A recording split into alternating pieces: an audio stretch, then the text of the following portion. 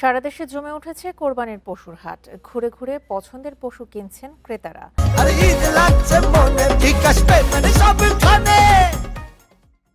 সবচেয়ে বেশি বিক্রি হচ্ছে ছোট ও মাঝারি আকারের পশু। গরুর দাম গতবারের চেয়ে কিছুটা কম হওয়ায় সন্তুষ্ট ক্রেতারা। এদিকে হাটের আইন শৃঙ্খলা পরিস্থিতি নিয়ন্ত্রণ ও জাল নোট শনাক্তে প্রয়োজনীয় ব্যবস্থা নেওয়া হয়েছে বলে জানিয়েছে প্রশাসন। মুসলমানদের সবচেয়ে বড় উৎসব ঈদুল আজহা বৃহস্পতিবার। ঈদ উপলক্ষে উত্তরাঞ্চলের অন্যতম বৃহৎ হাট নাটোরের তেবাড়িয়া সহ জেলায় এবার কোরবানির পশুর হাট বসেছে ২৬টি। এর মধ্যে স্থায়ী ১২ ও অস্থায়ী ১৪টি হাট। বিভিন্ন হাট ঘুরে পছন্দমতো পশু কিনছেন ক্রেতারা। সবচেয়ে বেশি চাহিদায় বিক্রি হচ্ছে ছোট ও মাঝারি গরু। অন্যান্য বারের তুলনায় বাজার এখনো একটু বেশি। গত বছর ছিল ১,২০,০০০, তো এই বছরে ১,৩০,০০০, ৪০,০০০। জমে উঠেছে সিরাজগঞ্জ ও মেহেরপুরের গরুর হাট। আকারভেদে ৮০,০০০ টাকা থেকে শুরু করে ৫ লাখ টাকার পশু বিক্রি হচ্ছে। বেশি বেচা কিনা যে গরুগুলো হচ্ছে সাধারণত মাঝারি সাইজের গরু। কিনার মধ্যে সাধ্য আছে এবং দামেও সীমিত, দামেও ক্রেতারা কিনতে পারছে। লক্ষ্মীপুরের ৫ উপজেলায় এবার শতাধিক স্থায়ী অস্থায়ী পশুর হাট বসেছে। প্রতিটি হাটে আইন শৃঙ্খলা বাহিনীর সদস্যদের পাশাপাশি প্রাণী সম্পদ বিভাগের কর্মকর্তারা নজরদারি করছেন। দেশের বাইরে থেকে আমাদের দেশে কোনো গবাদি পশু ঢুকবে না, এর জন্য আমাদের প্রাণী সম্পদ অধিদপ্তরের পক্ষ থেকে কড়া নজরদারি আছে। হ্যাঁ, হাটগুলোতে আমাদের ভ্রাম্যমাণ ভেটেরিনারি মেডিকেল টিম থাকবে। এদিকে হাটে জাল নোট শনাক্তে প্রয়োজনীয় ব্যবস্থা নেওয়া হয়েছে বলে জানিয়েছে প্রশাসন। Julekha Parvin, Independent News. হাটের খবর নিয়ে জানাতে এই মুহূর্তে চট্টগ্রাম থেকে যোগ দিচ্ছেন সহকর্মী আব্দুল্লাহ রাকিব। রাকিব, চট্টগ্রামে পশুর হাটের চিত্র কেমন দেখছেন? বেচা কেনা কেমন? আর কোনো অসুবিধার খবর কি ক্রেতারা জানিয়েছেন?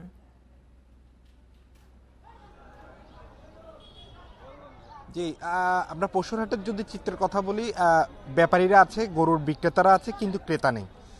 ঈদের ঠিক ৪ দিন আগে চট্টগ্রামের সবচেয়ে বড় গরুর বাজার, যেটি সাগরিকা এবং স্থায়ী গরুর বাজার, এই গরুর বাজারের চিত্র আসলে এইরকম হওয়াটা আসলে এখানকার যারা বিভিন্ন জেলা থেকে গরু নিয়ে এসেছেন তারাও আশা করেননি, এবং তারা ধারণা করেছিলেন এখানে ক্রেতাদের একটি সমাগম হবে, কিংবা গরুর পরিমাণ আমরা কম দেখছি। ট্রাকও এই সময় আসলে যে পরিমাণ ট্রাকের বা গবাদি পশুর আনার যে পরিবহনের ভিড় থাকার কথা, সেটি আসলে আমরা এই বাজারটিতে দেখছি না। এটি আসলে বড় একটি কারণ। গতকালকেও এখানে আমরা ক্রেতা বিক্রেতাদের সাথে কথা বলেছি। চট্টগ্রাম সহ সারা দেশে খামার কেন্দ্রিক আসলে ব্যবসাটা গড়ে উঠেছে, এবং সেই খামারগুলো থেকে এখন হাটে কম আসছে।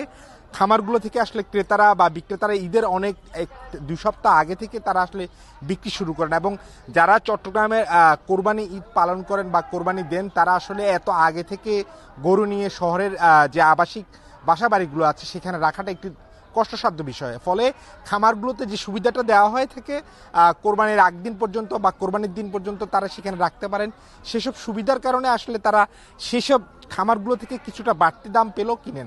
এবং আরেকটি কারণ জিজ্ঞেস করছেন, চট্টগ্রামের হাটগুলোতে প্রতি বছরই আসলে হাসিলের পরিমাণ বাড়ছে। এই হাসিলের একটি বড় একটি টাকা আসলে তাদেরকে কোরবানির এই পশুর বাজেটের অতিরিক্ত দিতে হয়। ফলে এটির কারণে আসলে এই বাজারগুলোতে, অর্থাৎ চট্টগ্রামের যে কয়টি পশুর হাট রয়েছে সেই পশুর হাটগুলো থেকে তারা পশু কিনতে কিছুটা অনীহা।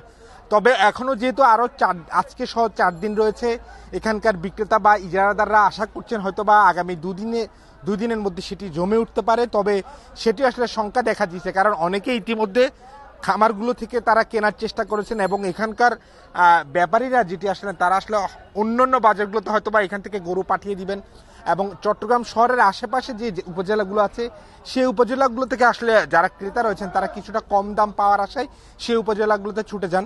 ফলে এটি একটি বড় কারণ। চট্টগ্রামের এখন এবারের পশুর বাজার একেবারেই ব্যতিক্রম, এবং এই পরিস্থিতি কখনোই কেউ আশা করেনি। এবং এখন শেষ মুহূর্তে আসলে যেটি অবস্থা হয়ে দাঁড়িয়েছে, এখানকার বিক্রেতা বা ইজারাদাররা হয়তোবা শেষ চেষ্টা করবেন, হয়তোবা এখানে আগামী যে ২-৩ দিন আছেন কিছুটা কম লাভ করেও তারা আসলে গরু বিক্রি করে বাড়ি যাওয়ার চেষ্টা করবেন।